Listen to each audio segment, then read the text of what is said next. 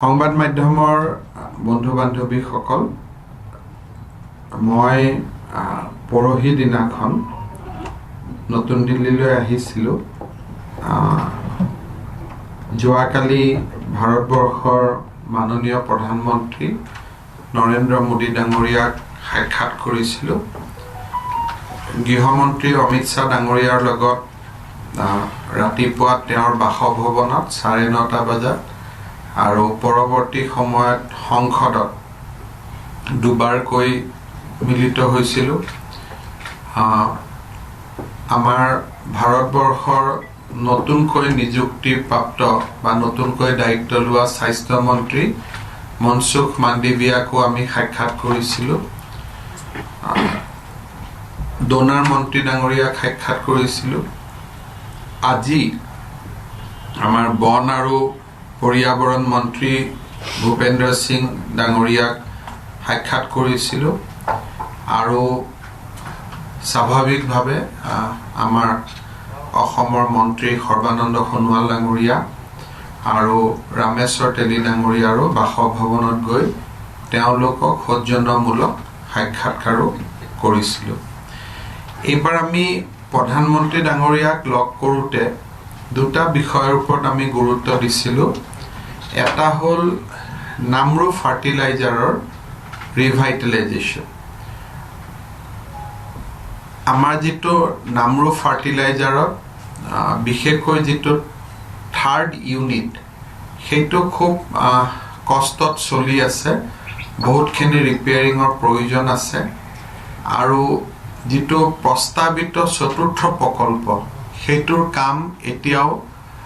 বিভিন্ন জটিলতাৰ মাজত আছে প্ৰধানমন্ত্ৰী ডাঙৰীয়াই মোক কৈছিলে যে এতিয়া ইউৰিয়াৰ পৰিৱৰ্তে নেনো ইউৰিয়া যেটো অকল স্প্ৰে কৰিলে হল বস্তাত নিব নালাগে একেবাৰে সৰু বটল তাত আমি পানী মিক্স কৰি স্প্ৰে কৰি দিলে ইউৰিয়াৰ এফেক্ট পায় তেখেতে মোক কৈছিলে যে নামৰূপত আমি নেনো ইউৰিয়া প্ৰডাকশন কৰিব পাৰো নেকি আৰু তেখেতে মোক এডভাইস দিছিলে যে আপুনি তুমি যাওতে মনসুখ মাণ্ডভিয়াক লগ কৰি যাবা এই বিষয়ে আমি আলোচনা কৰিছিলোঁ দ্বিতীয়তে আমাৰ অসমত যেটো তেল উৎপাদন হয় ONGC আৰু অইলৰ মাজত এটা বহুত বেছি গ্যাপ আছে অইলে যিমানখিনি উৎপাদন কৰে ONGC সিমানখিনি উৎপাদন কৰিব নোৱাৰে তাৰ ফলত আমাৰ ৰয়েলটিৰো লস হয় আৰু যেটো এফিচিয়েন্সি আহিব লাগে হেতু নাহে প্ৰধানমন্ত্ৰী ডাঙৰীয়াক এই বিষয়টো মই দৃষ্টি আকৰ্ষণ কৰিছিলোঁ যে হয় ONGC তৈল ক্ষেত্ৰবিলাক অইল ইণ্ডিয়া লিমিটেডলৈকে দিয়া হওক নহলে ONGCৰ ভিতৰতে এটা স্পেশাল অসমৰ কাৰণে যদি স্পেশাল প্ৰজেক্ট ভেহিকল SPV এটা যদি বনাব পাৰি হেতু ক্ষেত্ৰত আমাৰ সুবিধা হ'ব এই বিষয়ে মই তেখেতৰ লগত কথা পাতিছিলোঁ আৰু তেখেতে বিষয়বিলাকৰ ক্ষেত্ৰত মোৰ লগত আৰু ভৱিষ্যতে আমি আৰু আলোচনা কৰিম গৃহমন্ত্ৰী ডাঙৰীয়াৰ লগত অসম মিজোৰামৰ শেহতীয়া পৰিৱেশৰ ওপৰত তেখেতৰ লগত আলোচনা হয় লগতে NLFBৰ যিখিনি কেডাৰ জংগলত আছিলে তেওঁলোকেও উইথ ফুল আৰ্মছ এণ্ড এমুনেশ্যন তেওঁলোকে আমাৰ মেইন ষ্ট্ৰীমলৈকে ঘূৰি আহিছে আৰু আজিও এটা ডাঙৰ গ্ৰুপ এটা মেইন ষ্ট্ৰীমলৈকে ঘূৰি আহিছে আৰু এইখিনি সাৰেণ্ডাৰৰ পিছত বা মেইন ষ্ট্ৰীমলৈ ঘূৰি অহাৰ পিছত মোৰ অৰ লেছ বড়ো যেটো আমি বুজাওঁ যে বড়ো অঞ্চলত যেটো আমাৰ এটা সশস্ত্ৰ সংগ্ৰামৰ কথা আছিল হেতু সম্পূৰ্ণৰূপে শেষ হল বুলি আমি ক'ব পাৰো এই বিষয়েও মই গৃহমন্ত্ৰী ডাঙৰীয়াৰ লগত আলাপ আলোচনা কৰো মুখ্যতঃ স্বাস্থ্য মন্ত্ৰীক লগ কৰোতে অসমক বেছিকৈ ভ্যাকচিন দিয়াৰ প্ৰয়োজনীয়তা ডোনাৰ মন্ত্ৰীৰ লগত বিভিন্ন টুৰিজমৰ প্ৰকল্প আৰু ভূপেন্দ্ৰ যাদৱ ডাঙৰীয়াৰ লগত ফৰেষ্ট ক্লিয়াৰেন্স যিবিলাক আমি অসমমালাৰ ৰাস্তা আৰম্ভ কৰিছোঁ তাৰ কাৰণে প্ৰয়োজন হ'ব পৰা ফৰেষ্ট ক্লিয়াৰেন্স এইবিলাকৰ বিষয়ে মুখ্যতঃ আলোচনা হয় আজি ৰাতি 8:30 বজাত মই অসমৰ এমপি সকলক সাক্ষাৎ কৰিম আৰু দল মত নিৰ্বিশেষে সকলো এমপিক আজি মই ৰাতি মাতিছোঁ আমি অলপ যিখিনি আমাৰ ইস্যু দিল্লীত থাকে ৰাজনীতিৰ ওপৰত থাকি সকলোৱে যাতে কালেক্টিভলি কাম কৰিব পাৰে তাৰ কাৰণে মই এমপি সকলকো মাতিছোঁ ৰাতি মই এমপি সকলক লগ পাম আৰু ৰাতিপুৱা মই গুৱাহাটীলৈকে ঘূৰি যাম তো মূলত এইখিনিয়ে কথা আছিল আপোনালোকে যদি কিবা সুধিব খোজে সুধিব পাৰে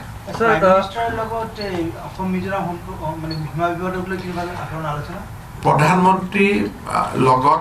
কালি লগ পাওঁতে বহুত পতা নাই কিন্তু ডিউৰিং দিছ ইভেণ্ট এই ঘটনা চলি থকাৰ সময়ত তেওঁৰ লগত মোৰ টেলিফোনত কথা বতৰা হৈয়ে আছিলে গতিকে শেহতীয়া পৰিৱেশৰ বিষয়ে মই তেখেতক অৱগত কৰিছোঁ তেখেতেও যিহেতু দুখন ৰাজ্যৰ মাজত হৈছে তেখেতেও মোক কৈছে যে ऐसा होने से देश का पीड़ा होता है গতিকে তেখেতৰ কথাখিনি দুইখন ৰাজ্যই তেওঁৰ যিটো মনোভাৱ বা তেওঁৰ যিটো কথা সেইখিনি আমাৰ দুইখন ৰাজ্যকে তেওঁ গোটেই ঘটনাটো চলি থকাৰ সময়ত তেওঁ জনাইছিলে আৰু যিটো জইণ্ট প্ৰেছ ষ্টেটমেণ্ট আল্টিমেটলি হ'ল তাত প্ৰধানমন্ত্ৰী ডাঙৰীয়াৰ বহুতখিনি তেখেতৰ কথা বতৰাই বহুতখিনি প্ৰভাৱ পেলাইছিলে অসমত যিটো কোভিড পৰিস্থিতি 15 তাৰিখৰ পিছত নতুনকৈ ৰেষ্ট্ৰিকশ্যনবিলাক উঠাই দিয়া বা তেনেধৰণৰ 15 তাৰিখৰ পিছত ইণ্টাৰ ষ্টেট যিটো বেলেগটো আমাৰ ৰেষ্ট্ৰিকশ্যন নাই এতিয়া 5টা বজালৈকে আজি আমি দোকান পোহাৰ খুলি দিছোঁ 15 আগষ্টৰ পিছত আমি চেষ্টা কৰিম যে 6 বজালৈকে দোকান পোহাৰ খুলি দিয়া তাৰ লগত ইণ্টাৰ ডিষ্ট্ৰিক্ট মুভমেণ্টখিনি আমি আৰম্ভ কৰিম হয়তো এদিন ইভেন্ট গাড়ীবিলাক চলিব এদিন অড গাড়ীবিলাক চলিব গতিকে 16-17 তাৰিখৰ পৰা ইণ্টাৰ ডিষ্ট্ৰিক্ট মুভমেণ্টখিনিও চলিব আৰু যদি 1 ছেপ্টেম্বৰলৈকে আমাৰ টোটেল কেছ 500ৰ তললৈকে গুচি যায় বা আমি মিনিমাম 1.5 কোটি মানুহক যদি আমি ভেকচিনেট কৰিব পাৰোঁ তেতিয়াহ'লে হয়তো এসময়ত আমি ফাইনেল ইয়াৰ ক্লাছবিলাক post graduate final degree final higher secondary final মেট্ৰিকৰ ফাইনেল এই কথাখিনি আমি অকণমান চিন্তা চৰ্চাৰ ভিতৰত আনিম Sir, Mizoram Home Minister has said that to resolve the border conflict there should be give and take approach.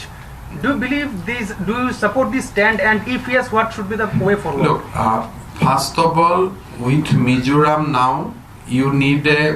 span of peace because after such a heavy engagement, you need some time to actually to heal all the pains. After that, you need to start some confidence building measures from both the side, and then you will talk about some final resolutions. So I think both the governments are now talking, and definitely both sides will work for peace and tranquility. আচ্ছা মিজোরামের যে MP আছিল তেওঁ যে হুকি দিলে যে আমি অসমৰ যে পুলিচ আহিলে আৰু আমি মাৰি দিম they will be killed mercilessly if they come and cross the border তো এইভাবে আপনি কোনো কথা পাতিছে নাও প্ৰধানমন্ত্ৰী এইবিলাক কথা পতাৰ কথা নুঠে but issue is that now we have issued a joint statement we brought some kind of peace as of now গতিকে আৰু বাকি কথাবিলাক আমিও মনত ৰাখা নাই we have allowed that to be by MP হৈ এই কথা কয় আপুনি পাতি ল'ব তেওঁৰ লগত স্যাৰ মেঘালয় এটা সমস্যাৰ সৃষ্টি হৈছে হওঁতে মেঘালয় বৰ্ডাৰ মই ভাবো যে আমি সমস্যাৰ কথাবিলাক কৈ থাকিলে সমাধান কেতিয়াও নোলাব কবাত ঘটনা ঘটি থাকে সদায় ঘটি থাকে গতিকে মই ভাবো যে বহুত বেছি হেবিলাকত চাব প্ৰয়োজন নাথাকে আমাৰ আলোচনা চলি আছে আৰু মই ভাবো যে আমি এটা পৰ্যায়ত অসম মেঘালয় সীমা সমস্যা আমি সমাধান কৰিব পাৰিম স্যার এখন দুখন গাঁও লৈ পেলাই 1 ইঞ্চি 2 ইঞ্চি মাটি লৈ পেলাই দুখন ৰাজ্যৰ কাজিয়া কৰি থকাৰ কোনো মিনিং নাই এবোৰটো ভাৰতৰে মাটি হয় Did you sort out the problem of Nagaland border issue? The area where dispute was there we have resolved it that will maintain status quo. Sir, as you have mentioned that the border issues, you will show some practical solutions. So, what type of practical solutions? We have identified 4 core issues. One is will of the people. There are people in the village, in the border. So their loyalty is in which side? Whether they are loyal to Assam or they are loyal to Meghalaya. So that is one of the primary criteria. Second criteria is your history. Third criteria is that administrative convenience. Why both the state exist? State exists for the welfare of the people. So if from Meghalaya to district headquarters you have to travel 10 kilometers. To Assam you need to travel 30 kilometers. So definitely administrative convenience is not in the side of Assam or vice versa. And the contiguity to the constitutional boundary. So 4 broad criteria we have formulated, that historical perspective, contiguity, administrative convenience and will of the people, which is the most important. So, sir, historically, they are saying that they are not going to leave the land. No, in front of me, they have not said. And we do not want anybody to leave the land. Assam has no claim over any land. Okay, sir. Assam has not asked for any land. So we are not asking for any land, and it is not question of them leaving the land, because we never in our history we have asked for any land from our border state. আচ্ছা historical একটা instance আছে আমার ডিমাপুর যেটা আছে অসমৰ এটা actually নাগালেণ্ডত আছে দাদা এইবিলাক কথা গলে মানুহে বেয়া পাব 90 ইয়ার্স রিলিজ আছিল না দাদা এইবিলাক কথা গলে মানুহে বেয়া পাব এটা মই লৈ কি কৰিম জায়গাটো যে মই লৈ পেলাই কি কৰিম এটাতো ভাৰতত আছে আজি ডিমাপুৰখন লৈ মই কি কৰিম মই ক'ত থম তাক মই ঠিক আছে কিন্তু এখন ভাৰতৰ মাটি আছিলে আজি ডিমাপুৰখন লৈ মই তাতে কি কৰিম তাতে মানুহে ডিমাপুৰৰ মানুহে আজি অসমত থাকিব নেকি ডিমাপুৰত নগা মানুহ থাকে তেওঁলোকে নাগালেণ্ডৰ কালচাৰত থাকে তেওঁলোকে কি অসমৰ লগত আহি থাকিব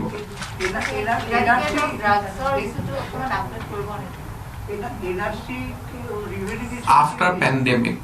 So we have requested Supreme Court of India, I have instructed my advocate that whenever NRC issue comes, you request Supreme Court or any bans that Assam government is not, during the pandemic we do not want to discuss NRC. So let pandemic over, then we'll discuss all these issues. What about CAA? Delhi National Security Advisor Ajit Doval সাক্ষাৎ কৰে আজি আপুনি সাগে কৰিছে যোৱা বিগত 2 মাহৰ ভিতৰত 3বাৰ সাক্ষাৎ কৰিলে বিষয় বস্তু কি এজেন্ডা মই যেতিয়া মই 3জন মানুহক সাক্ষাৎ কৰো প্ৰধানমন্ত্ৰী মোদী ডাঙৰীয়া গৃহমন্ত্ৰী অমিত শাহ ডাঙৰীয়া national security adviser Ajit Doval 3জন ফিক্স থাকে কাৰণ দেশৰ পৰিবেশ শান্তি শৃংখলা আপুনি এই 3জন মানুহক ৰিপৰ্ট কৰে তাৰ পিছত জুন মন্ত্ৰীৰ লগত যাৰ কি যি কাম থাকে কেতিয়াবা তেখেত মোৰ তাত আহিলে মোৰ ভাল নালাগে বয়সত ডাঙৰ যিহেতু গতিকে মই গুচি যাওঁ ইমানে স্পেসিফিক্যালি আলফা ৰিগাৰ্ডিং আলফা পিস্টক তেনেকুৱা কথা একো নাই যিখিনি ষ্টেটত হয় মই যেহেতু 2 মাহৰ মূৰত আহো গতিকে 2 মাহত যিখিনি কথা হয় গোটেইখিনি এবাৰ 3জনক নলেজত ৰাখি দিওঁ Sir, your initiative of adopting 2-child policy norms is being hailed by many other state governments. In fact, a few state governments are also adopting the same policy. What is your take on that? No, I think this is need of the hour. And only thing that you cannot do it by force. So you need to have both incentive and disincentive. So Assam policy is based on incentive and disincentive. So we give incentive for a small family and we also provide disincentive to the bigger family. So I think if somebody reads or go through Assam population policy, I think people should, at least some of the provision can be followed nationally. Madhya Pradesh government support করিছে আপনার But these are the policy, I mean, we have adopted after deep consultation. So I think if we strictly follow even the age of marriage, then also most of the problem is resolved. So even without going to a new policy, আজি থাকা policy খিনিও যদি আমি strictly ফলো কৰো যে 18 আৰু 21 বছৰতে বিয়া হ'ব লাগে তেতিয়াও প্ৰবলেম বহুত ৰিজলভ হৈ যায় কিন্তু প্ৰবলেমটো হ'ল যে 18 বছৰত মই 4টা বাচ্চাৰ মা হৈয়ে যাওঁ সো হেতুই আমি কৈছো যে even the existing law is enough to handle this issue if properly implemented অসমত এটা বস্তু এতিয়া চৰ্চা চলিছে আপুনি মন্ত্ৰী কথা এতিয়া আমি চেষ্টা কৰিম লাহেকৈ আমাৰ ৰাজ্যিক বিজেপিৰ কমিটিখন হ'ব যিখিনি চেয়াৰম্যান নতুনকৈ নিযুক্তি দিব লাগে যেতিয়া সোণোৱাল ডাঙৰীয়া গুৱাহাটীত যাব আমি বহি কথা পাতি লম নিকায়সমূহৰ অধ্যক্ষবিলাকৰ কথা আছে তাৰ পিছত লাহে লাহে দেখা যাব এতিয়া ইমিডিয়েটলি তেনেকুৱা ধৰণৰ ইস্যু নাই আৰু বাই ইলেকশ্যন খিনিও হৈ যাব दोनों पेपर मिल का एम्प्लॉइज को बुला के मैं बोल दिया हूँ ये पैकेज है अभी दो अपने ही लड़ रहा है वो लोग का एम्प्लॉइज और ऑफिसर्स का बीच समझौता नहीं हो रहा है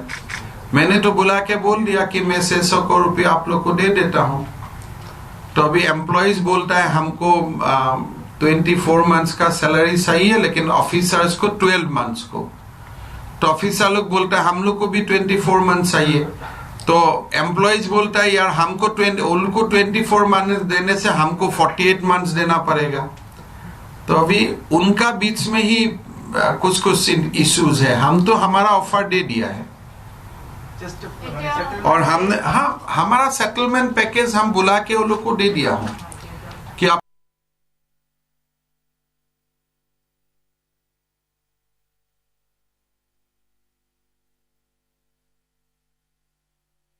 के 2 घंटा बात किया उनका अपना बीच में झगड़ा है और साइन नहीं कर पाया That means there is no possibility of कागज को ये तो पेपर मिल तो नचले ना ये तो machine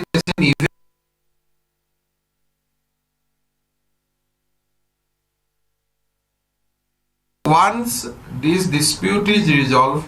Assam government will decide that whether we should have a new industry or multiple industry there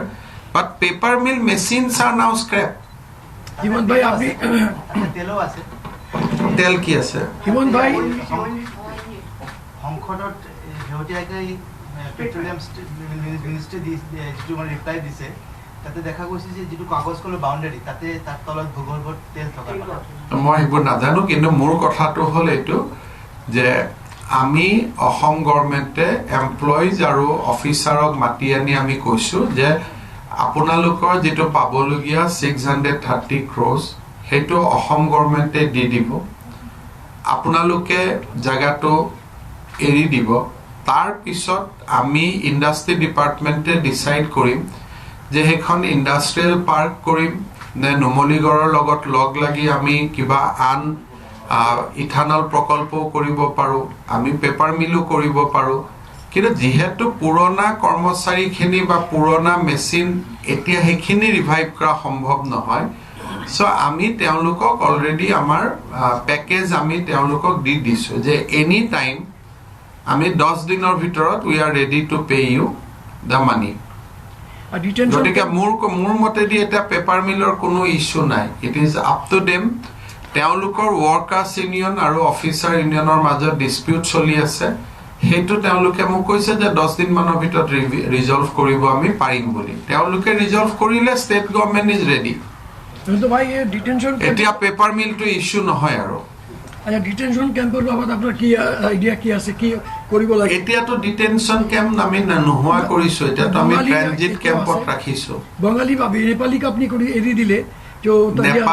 Nepali বাংলাদেশৰ পৰা নাহে কাৰণে একচুয়ালি নেপালীক ইমান দিন কৰাটোৱে ভুল হৈছে যেটো সিটিজেনশিপৰ 6A আছে হেতু আছিল those who came from the territory of Bangladesh only Bangladesh আছে তাত অনলি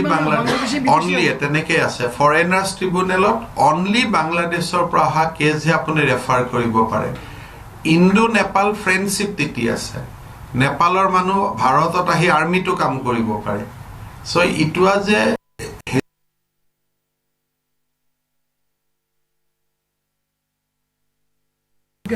হিন্দু বাঙালী সেইটো এটা বেলেগ ইছ্যু সেইটো কাৰণে আমিতো চিএ আনিছো আপুনি সাপোৰ্ট কৰিলে হৈ যায় বাকিটো এইটো কাৰণে সবক কক আপোনাৰ গোটেই জাৰ্নেলিষ্টখিনি কক ইয়াতে নকৰিব নহয় সবে ইমপ্লিমেন্টেশন হোৱা নাই না আপুনি সবক কক এইটো আপুনি আৰু মইতো ইয়াত একত্ৰিত আছো আপুনিও চিএ মানে মইও চিএ মানো নামানাবিলাকক বুজাব লাগে এতিয়া আমি যোৱা 2 মাহত ড্ৰাগছ ধৰিলো 183 crores total value আৰু ডেইলি আমাৰ অপাৰেশন চলি আছে ডেইলি পেডলাৰ্স বিলাক আমি এৰেষ্ট কৰি আছো ব্যাকওয়ার্ড ফরওয়ার্ড লিংকেজ বিলাক আমি চাই আছো এই 183 কোন কিমান দিনত মই দায়িত্ব লোৱাৰ পিছত 90 days কিংপিনে ধৰিছো যিবিলাকৰ ওপৰত একচন হৈছে কিংপিন বুলি হিন্দী সিনেমা দেখাৰ দৰে যেন বহি নাথাকে সেইটো ধাৰণা লৈ থাকিলে দিগদাৰি হ'ব এইবিলাক তাৰ পৰা আনে হোলসেল ৰিটেইলাৰ যেনেকুৱা বহুত ৰিটেইলাৰ দোকান আছে তেনেকুৱা বহুত ৰিটেইলাৰ এইটো হিন্দী সিনেমা টাইপ এটা কল্পনা কৰি থাকিলে দিগদাৰ হ'ব যে কৰবাত ডন এজন বহি থাকে গৈ হেজনৰ ওচৰত পাব লাগিব এনেকুৱা নহয় আমি যাক ধৰিছো একোটা মডিউল আমি ধৰি চেছ কৰি আছো আৰু যেতিয়া শব্দবিলাক শুনি থাকে তেতিয়া গম পাব যে কোনবা এটা মডিউল নষ্ট হৈছে যিমানটা ড্ৰাগছৰ ইনভেষ্টিগেশ্যনৰ সময়ত যিমানটা আসলে এনকাউন্টাৰ বা সংঘৰ্ষৰ সৃষ্টি হৈছে তাৰ ম্যাক্সিমাম নগাঁও বা মৰিগাঁও এই অঞ্চলটো হোৱা দেখা গৈছে তাৰ মানে ডিমাপুৰ মণিপুৰৰ পৰা ডিমাপুৰত নহলে বৰাক ভেলীৰ পৰা মণিপুৰৰ পৰা মৰে ইফালে সামফাই এই দুই জায়গাৰ প্ৰায় অৰিজিনেট হয় গটিকে সেইবিলাকৰ কাখত যি আমাৰ অসমৰ টেৰিটৰি আছে এখানে ম্যাক্সিমাম অপাৰেশন কাৰ্বি আলং পুলিচে কৰে কিয় ডিমাপুৰৰ লগত আমাৰ বৰ্ডাৰটো হল কাৰ্বি আলংৰ কিন্তু এই কামত আকৌ আমাক সহায় কৰে নাগালেণ্ড আৰক্ষীয়ে কাৰ্বি আলং আৰু নাগালেণ্ড আৰক্ষীৰ জইন্ট অপাৰেশন হয় তেওঁলোকে আমাক খবৰ দিয়ে যে কোনটো সময়ত গাড়ীটো আহিব আমি ধৰো গাড়ী তলত আহিব টায়াৰৰ ভিতৰত আহিব So most of the case Manipur Sarkar, Nagaland Sarkar আৰু অসম চৰকাৰৰ এটা যৌথ প্ৰচেষ্টাতে এই গোটেই ঘটনাবোৰ হৈ আছে দেখা আছে কাইলে লাভলিনা অসমলৈ ঘূৰি যাব গতিকে তেওঁ সম্বৰ্ধনা জনাবলৈ চৰকাৰ কালি নাযাব পৰহি যাব আমি এয়াৰপৰ্টৰ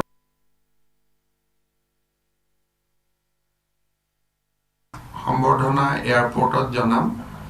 তাৰ পিছত 3টা বজাত যেটো civic reception বুলি কয় অসম চৰকাৰে লাভলিনাক সম্বৰ্ধনা জনাব 3টা বজাত আৰু কোভিড প্ৰটোকলৰ কাৰণে লক্ষ্য ৰাখি আমি বহুত জনসমাগম নকৰো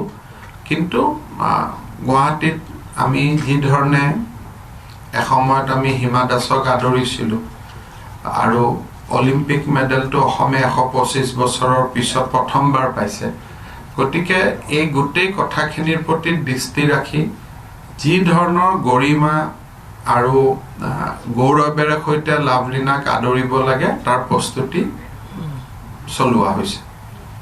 ড্ৰাগছৰ বিষয়ে এটা কথা এই আপুনি ভাবেনি যে মিজোৰাম বৰ্ডাৰটো এই মানে it's playing a transit for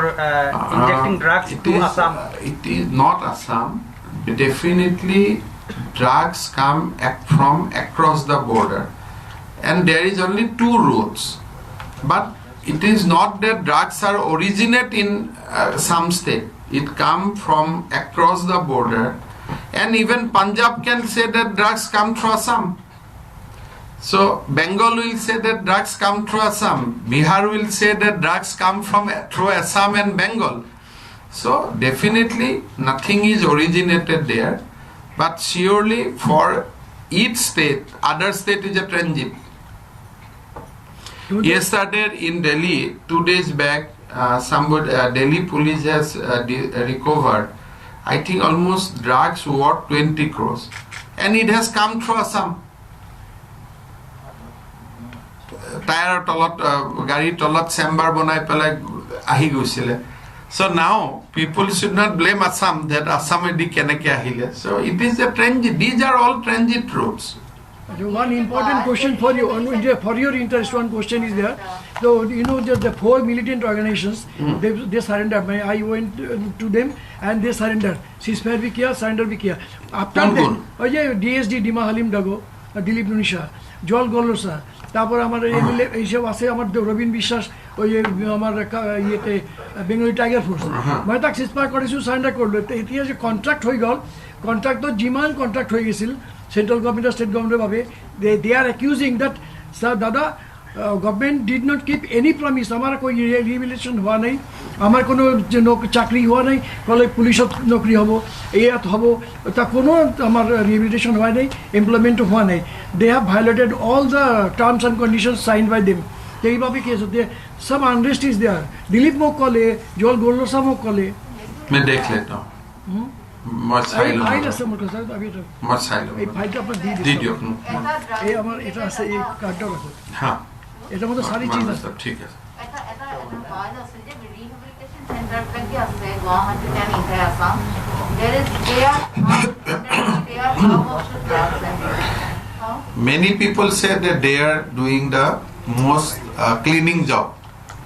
etia these are disputed ekhon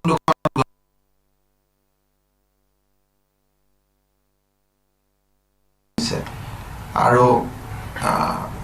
tar major dui ejon beya kamu kore so police are definitely there is a close watch on everybody যেহেতু ড্ৰাগছৰ এগেইনষ্ট এটা ডাঙৰ যুদ্ধ চলি আছে গতিকে ৰিহেবিলিটেশ্যন চেণ্টাৰ আমি কৰিছো অহা 10 দিনত আমাৰ অসমৰ ৰিহেব পলিচি এটা এনাউন্স হ'ব মই অলৰেডি ৰিহেব চেণ্টাৰ বিলাকৰ সকলোৰে লগত আলোচনাত বহিছো আৰু আমাৰ ডিপাৰ্টমেন্ট বিলাকেও কেবাল আনিও আলোচনা বহিছে draft rehabilitation policy is now ready I think within a 10 or 15 days আমি এটো announce কৰিব পাৰিম